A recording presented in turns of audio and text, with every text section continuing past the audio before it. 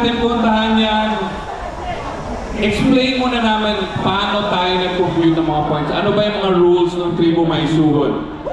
Alright, next slide please. Okay, so very simple. Ito yung rules niya. Una, kailangan minimum 11 members. Very easy. Madaling intindihin. Any age, any gender, anong edad, anong kasarian, they have to wear the same kit. So dapat pareho ng uniforming suot ng kumarera with team name na nasa kit. Okay, malinaw yan. Next, one maximum active national team member. Hindi pwedeng dalawa, hindi pwedeng tatlo, isa lang ang pwede. No team membership tenure required. Okay, hindi parang UAAP basketball na kailangan may 1 year bago ka makapaglaro. Dito walang ganon. Thus, there's a lock-in members by August 9 at 6 p.m. So dapat nakalista ka na doon sa team by 6 p.m. August 9. Alright? So yun. Dagdagan pa natin. Kailangan here all Ironman rules apply. So paano natin ginagawa yan? Yung points na kinompute namin are based on the Ironman age group ranking points computed for 3 contenders. Ipapakita naman namin mamaya yan kung paano natin kinocompute. So cumulative HER points across all age groups will be tallied. In cases of more than 11 members, kung lampas, kunyari isang team 31 sila or 20, only the top 11 points will be added to the tribo's total score. Malinaw? Malinaw? Excited? Bibitinin ko pa kayo na isa pa. One more. So yung mananalo ulit, ulitin natin, iuwi trophy plus 500,000. Ganito tayo mag-compute para lang transparent tayo.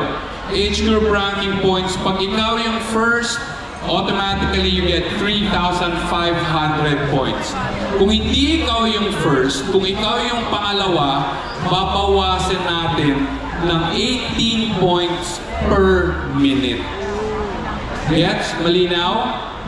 Very easy. Okay. Or yung 18 points per minute can be broken down into 0.3 per second. Alright? Minimum points are 700 for finishing, 0 points for non-finish or disqualified or NC. Alright. So, uumpisahan natin. We're gonna take a break.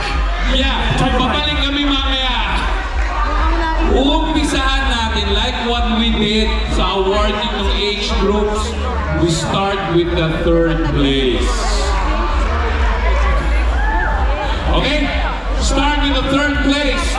Third place goes to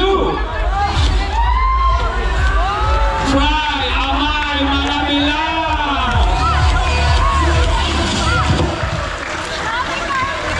Alright, third place, Try Amay Manabilang. 6 teams, 1 defending champion. Sino sa tingin niyo yung magna-number 1? Sino? O ganito, pag tinawag ko, I'm sure may idea na kayo eh. So once I call the second place, just like Miss Universe, di ba? There are 2 people here standing hand in hand. Then when you call the second place, automatic the first one knows.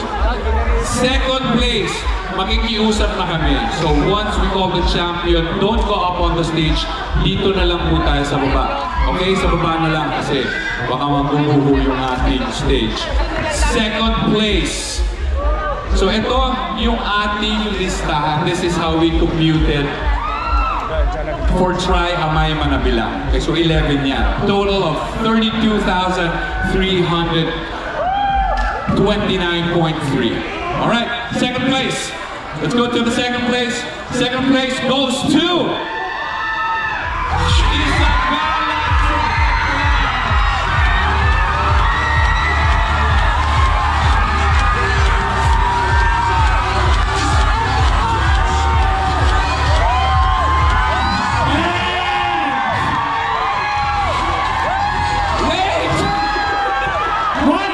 Right! It's a catch!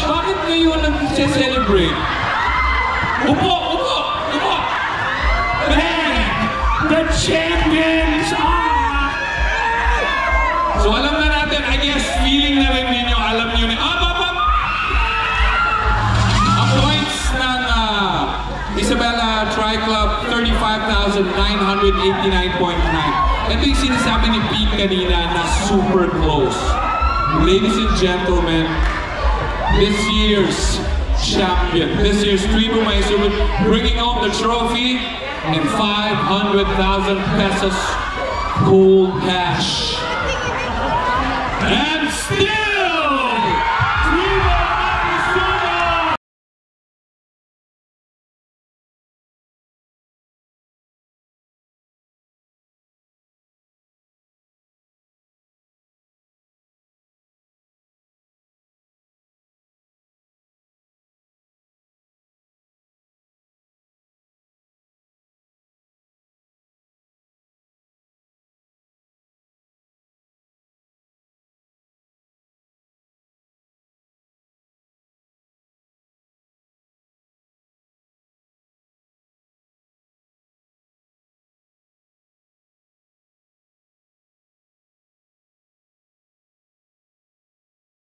I guess team captain or everyone that 11 members here, yung nakalistang 11 will have to sign something on the side. Okay, yung 11. So tawagin na natin yung 11 ko.